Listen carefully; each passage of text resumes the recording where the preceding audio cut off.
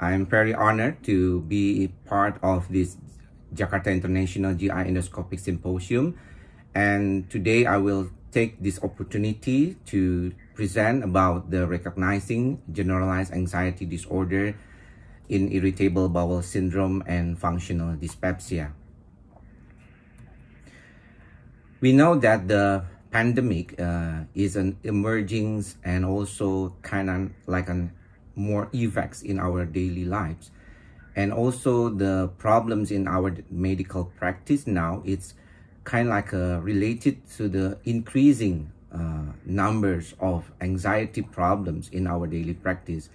I am as a psychiatrist and my daily practice in a general hospital see a patient with a hot issue like this, and then it is related also to the medical problems related to the gastrointestinal problems and also other problems like cardiovascular problems and diabetes mellitus. But the problem is now it's when we call the pandemic and related of the psychiatric problems. We know from the studies recently in CDC in the United States that there's an increasing amount of anxiety compared to the pre-COVID situations. And it will be more difficult to understand that sometimes we know that this is also related to Indonesians' problems. I have a report from the Indonesian Psychiatric Associations that conduct the survey during the 5 months COVID-19 in Indonesia, and it shows that more than 64% of the respondents has psychological problems. More than that, 71% is female and 20% of males. But the problem is during the pandemic is the increasing amount of anxiety, depression, and traumatic events. It's not only about the psychiatric problems, but it also has some connection with the problems in physical medicines or physical problems itself. So I think we have to consider again, and we have to remind us again the differences between what is the normal anxiety and the generalized anxiety disorder as a disease entity. We know that when we see a patient with generalized anxiety disorder, the anxiety become constant, and it has also some of the symptoms like irritability, insomnia, and difficulty in concentration, but also they have also some physical symptoms like restlessness, muscle aches, pain, and also the fatigue. And if we see the DSM-5 as a criteria diagnostic for all the anxiety, it will be mentioned that if the patient have the excessive anxiety and worry more than 6 months, and it's also difficult to control and has some effects in their daily life and cannot be function well as it before. And sometimes it's more likely to have symptoms more than a psychological symptoms, because some of the maybe some of the colleagues said, oh, this is only about the symptoms of psychological. But in our daily practice, we often see that the patients also has some problems, not only in the problem related to the psychological, but also for the physical problem itself. In this Hamilton Anxiety Rates rating scale, it's a battery, it's a screening tools for the patients that can we define this is a severe, moderate, or mild anxiety problem. There is a kind of like a symptoms related not only to psychological but also related to the physical problems like cardiovascular symptoms or gastrointestinal symptoms, and also the respiratory symptoms like we see in this presentation. In our daily practice, as I mentioned in the Indonesian Psychiatric Associations, we know that the Generalized Anxiety Depression Scale G87 is a very compact and also useful tools for us, not as only as a psychiatrist, but also to the generalist practitioner, to divine or to differentiate between the two of the anxiety as a disorder or as a normal anxiety itself. So it seems to be not really difficult to define the generalized anxiety disorder, and maybe in our daily practice we can give this questionnaire, this battery of screening tools to the patients while they are waiting in the waiting room before we examine the patient. So today I'm very honored to join the meeting related to the gastrointestinal problems, and I hope this interaction between gut health and psychiatric health that we mentioned before in our previous slide, that there are some of the symptoms that not only related to psychological problems, but also related to the physical problems and also the cognitive problem. So in the past, maybe we just consider the depression as a symptoms of psychological mood. But today, we have also considered that this is a kind of like a physical mood, and it's also kind of like a hand-in-hand, especially in the patients of the younger or the younger generation, the millennial age. They have also some of the clinical problem related to the cognitive. But today, we are going to stress in the stomach problems itself. So a patient who come to the clinic, I see every day there's a lot of patients with also has symptoms in their stomach or their gut. And if we see the situation and also the studies before, we know that 90% of the patients with irritable bowel syndrome have at least one comorbid psychiatric illness. And like Professor Aziz Rani said about the probiotics, we know that recently there's an increasing amount and upraising awareness about the microbiota, like the Hippocrates said in the early age of this century, that related to the what we eat is what we are going to have in our daily healthy life. But in the absence of also the microbiota and germ-free in the study with the mice and mouse and the research, it also has some effects in the anxiety problem. I know back in 2017 in the World Congress of Psychiatry in Berlin, there is a kind of researchers that connected that the problems of the gut microbiota with the anxiety and depression problems, and it also has some effect also in preventing the patients with anxiety related to the gut health problem also. So in our daily practice, we know that the patients with a kind of major depressive disorder has two kinds of symptoms related to the appetite. One is the classic one, is what we call the depression with decreased appetite. We know that this kind of patients with the predominantly melancholic depression or classic depression, mood symptoms that has a low mood, and also regarding to the problems as sadness, what we call it. But today, especially in the young age, in the millennial, they have also related to the increased appetite of eating when they have a depression. So what we call in our daily practice life as a psychological eating, they are have a kind of symptom, mood disorder, but also they have a increasing appetite related to this. And the problems of the gut health and psychiatric health, I think we know that in our clinical practice, the symptoms also related to the stress. But our recent studies and our background about relating the serotonin and the dopamine as the neurotransmitter that related to the mood symptoms, all produced and synthesized in the gut.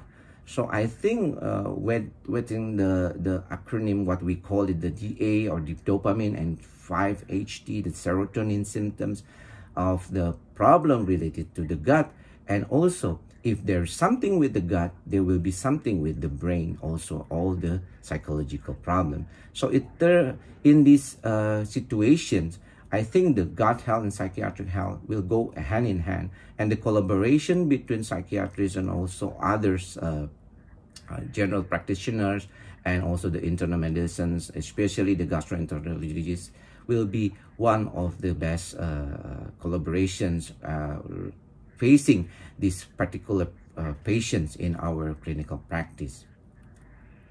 So what is the problem with the stress and related to the gut problems?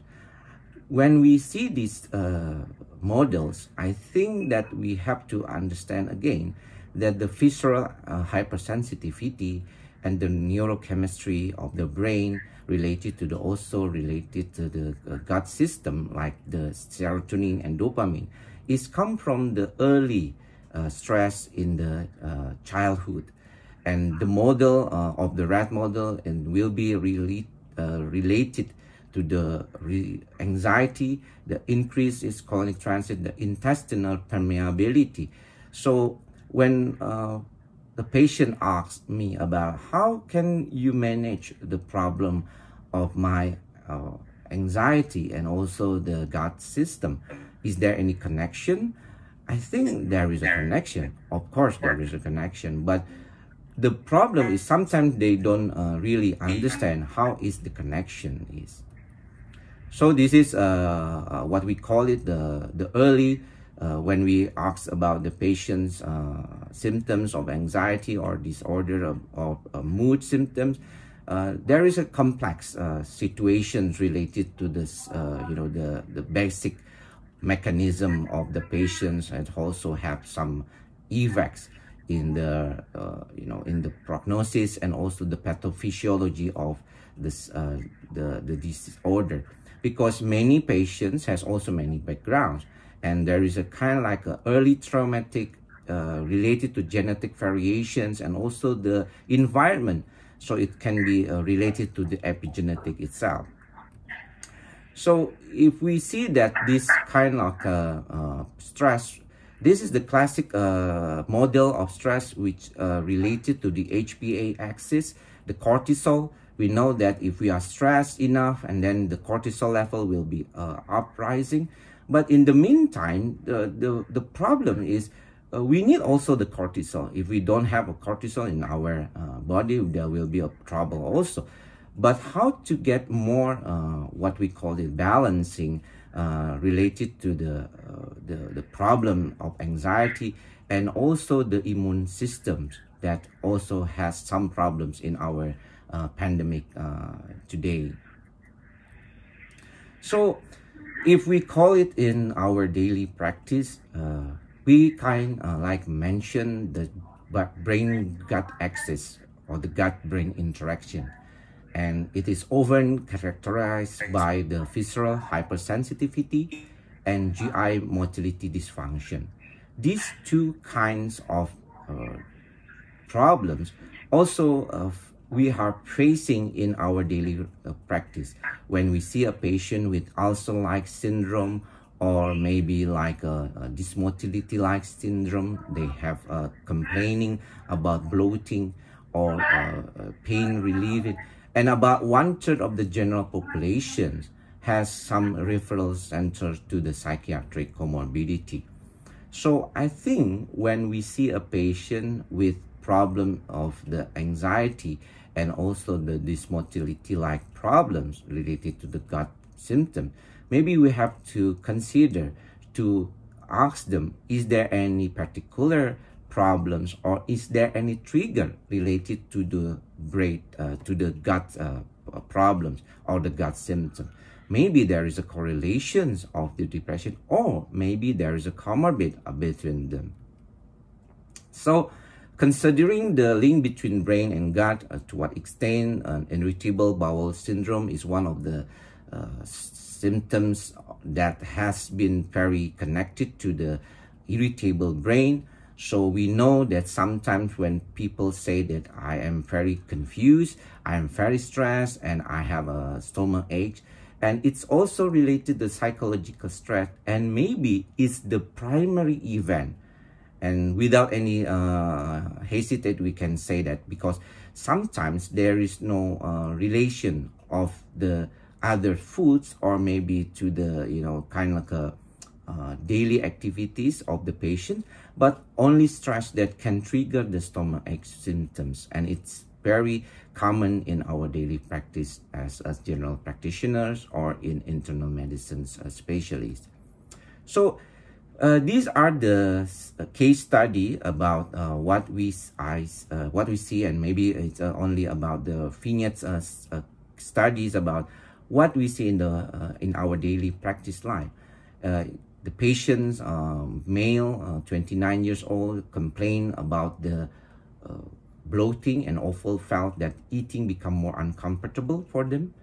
And also after a month of symptomatic treatment, there was no significant change. The patients has performed a gastroscopic, and the result was relatively normal. And the treatments, the symptomatic treatment continued. And the problem is the symptom of anxiety began in the second month of the patient treatment. The patient also felt the symptoms of bloating to this day. All the examinations, supporting examinations like endoscopy, ECG, treadmill ECG, echocardiography has been conducted to the patients, and all findings were relatively normal. And they have been examined also and given symptomatic medication by gastroenterologists, neurologists, cardiologists, and internists, because we know that these patients sometimes have, as a custom, has a like a shopping doctor or doctor shopping. Working diagnosis at this moment is a somatic symptom disorder. I have a differential diagnosis to the generalized anxiety disorder, but because of the patients has been only 2 months period of time having anxiety, we have to dig deep inside the patient, or whether there is a kind of a history of anxiety disorder before. But the treatment goals is for the patients has a worry about stomachache symptom, excessive anxiety with anxiety problems like palpitation and shortness of breath, and negative thoughts about how become worse and become severe, and also has a complaining and difficulty in sleeping. I think the relieving the symptoms of anxiety and somatic symptoms will be the best idea for now. So, is there a role of psychopharmacotherapy in functional dyspepsia? From many RCT studies and also many studies before, there is a kind of awareness that the amitriptyline and also all the serotonin medication has some effects in the treatments of the functional gastrointestinal problems. It is because the relationship between there is a positive effects of using serotonin medication to reduce the symptoms of dyspepsia, reducing the hypersensitivity, and also reducing the problem related to the bloating, or even sometimes the ulcer-like syndrome. So I think this is one of the ideas that maybe we can put in our mind, in our daily practice, that the small dose of antidepressant, especially the citalopram and the fluoxetine, all are the SSRI medication, is an effective and well-tolerated treatment option to improve symptoms in refractory functional disorder, with the minimal side effects and also satisfaction with the patient's daily activity. Some of the patients has still more likely to use the PPI and the prokinetic as a symptom-based medication, and it's very common, and it's supporting medication, and it's fine.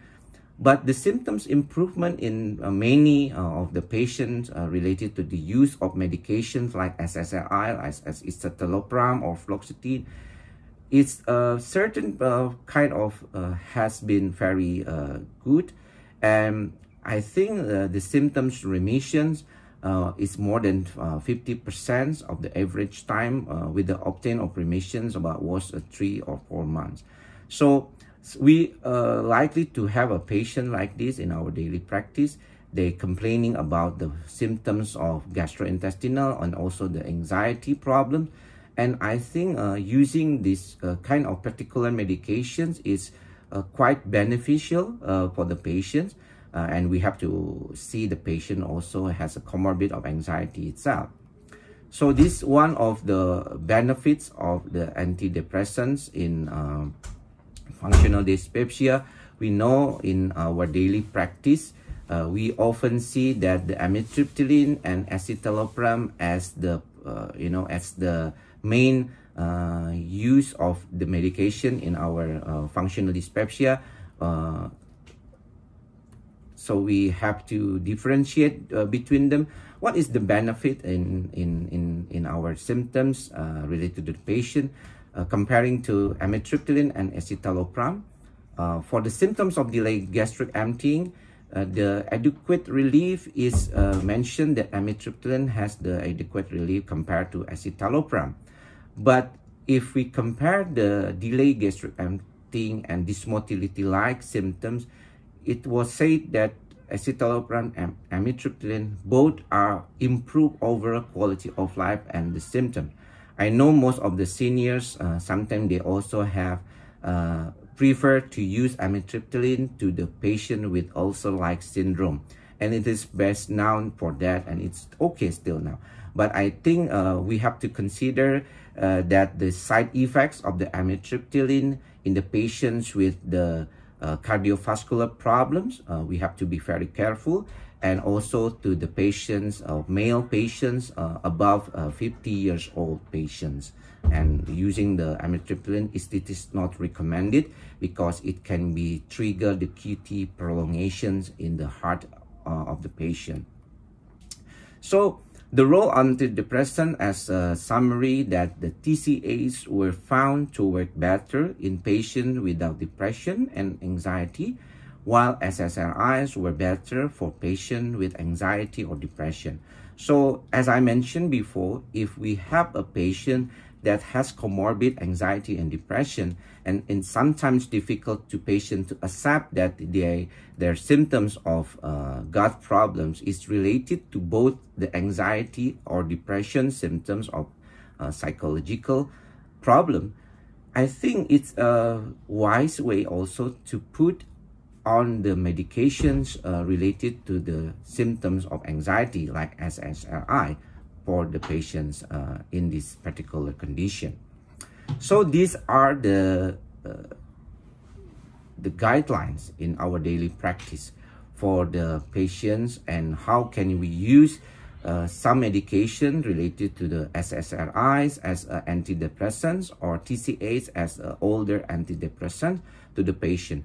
So when anxiety and depressions and phobic features are prominent with functional gastrointestinal disorder, maybe we can use the SSRIs. But when there is a predominant pain, maybe we can add some TCAs or amitriptyline as a low dose of amitriptyline. But we have to consider that the patient has also free from the problem of cardiovascular problems. So as a take-home message, I think the functional disorder symptoms over interfere with the school, work, and very much demanding problems in our clinical practice. The FD symptoms management remains challenging. Treatment may include dietary modification, of course, anti-emetics, antispasmodic, prokinetics, and analgesics sometimes.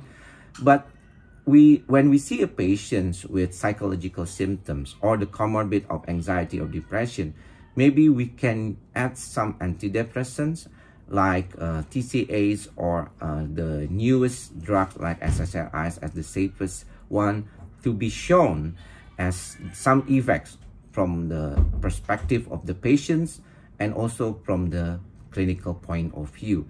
Both are the recommendations for the patients with anxiety and the problem with depression. But studies found that SSRI like escitalopram will be beneficial compared to TCAs in the patients with anxiety and depression problems. I think that's the presentation for today. I'm very thankful for the opportunity to share this information with you, all the colleagues and professor, and I hope we can discuss these presentations after this session. Thank you very much, Dr. Fauzi.